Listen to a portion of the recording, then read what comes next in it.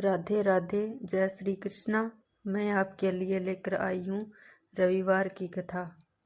आइए सुन। सर्व मनोकामनाओं की पूर्ति हेतु रविवार का व्रत श्रेष्ठ है। इस व्रत की विधि इस प्रकार है। प्रातः काल स्नादि से निवृत्त हो स्वच्छ वस्त्र धारण करे, शांत चित्त होकर परमात्मा का स्मरण करे। भोजन एक समय से अधिक नहीं करना चाहिए। भोजन तथा फलाहार सूर्य के प्रकाश रहते ही कर लेना उचित है। यदि निराहार रहने पर सूर्य छिप जाए तो दूसरे दिन सूर्य उदय हो जाने पर अर्घ देने के बाद ही भोजन करें। व्रत के अंत में व्रत कथा सुननी चाहिए। व्रत के दिन नमकीन तेल युक्त भोजन कदापि ग्रहण न करें। इस व्रत के करने से मान सम्मान बढ़ता है तथा शत्रुओं का क्षय होता है। आँख की पीड़ा की अतिरिक्त अन्य सब पीड़ाएं दूर होती है। एक बुढ़िया थी, उसका नियम था प्रति रविवार को सवेरे ही स्नान आदि कर घर को गोबर से लीप कर फिर भोजन तैयार कर भगवान को भोग लगाकर स्वयं भोजन करती थी। ऐसा व्रत करने से उसका घर अनेक प्रकार के धन्य धान्य से पूर्ण था। श्री हरि की कृपा से घर में किसी प्रकार का विघ्न या दुख नहीं था। इस प्रकार से घर में आनंद रहता था। इस तरह कुछ दिन बीत जाने पर उसकी एक पड़ोसन, जिसकी गौ का गोबर वह बुढ़िया लाया करती थी, विचार करने लगे कि यह वृद्धा सर्वदा मेरी गौ का गोबर ले जाती है, इसलिए अपनी गौ को घर के भीतर बांधने लग गई। बुढ़िया को गोबर न मिलने से रविवार के दिन अपने घर को न लीप सकी, इसलिए उसने न तो भोजन बनाया न भगवान को भोग लगाया तथा स्वयं भी उसने भोजन नहीं किया। इस प्रकार उसने निराहार व्रत किया। रात्रि और हो गई और वह भूखी सो गई। रात्रि में भगवान ने उसे सौंपन दिया और भोजन न बनाने तथा लगाने का कारण पूछा। वृद्धा ने गोबर न मिलने का कारण सुनाया।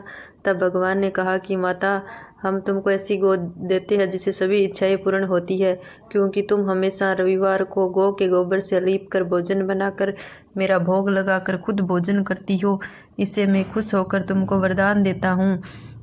निर्धन को धन और बांझ स्त्रियों को पुत्र देकर दुखों को दूर करता हूँ तथा अंत समय में मोक्ष भी देता हूँ।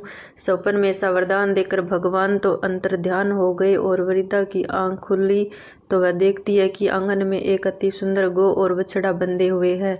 वह गाय और बछड़े को देखकर अति प्रसन्नता हुई और उसको घर के बाहर बांध दिया और वहीं खाने को चारा डाल दिया। जब उसकी पड़ोसन बुढ़िया ने घर के बाहर एक अति सुंदर गौ और बछड़े को देखा तो द्वेष के कारण उसका हृदय जल उठा और उसने देखा कि गाय ने सोने का गोबर किया है, तो वह उस गाय का गोबर ले गई और अपनी गाय का गोबर उसकी जगह रख गई।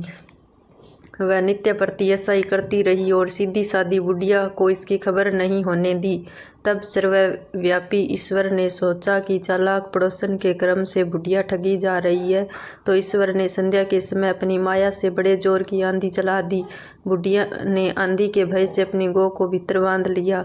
प्रातःकाल जब वृद्धा ने देखा कि गौ ने सोने का गोबर दिया और उसकी आश्चर्य की सीमा न रही और वह प्रतिदिन गऊ को घर के भीतर ही बांधने लगी।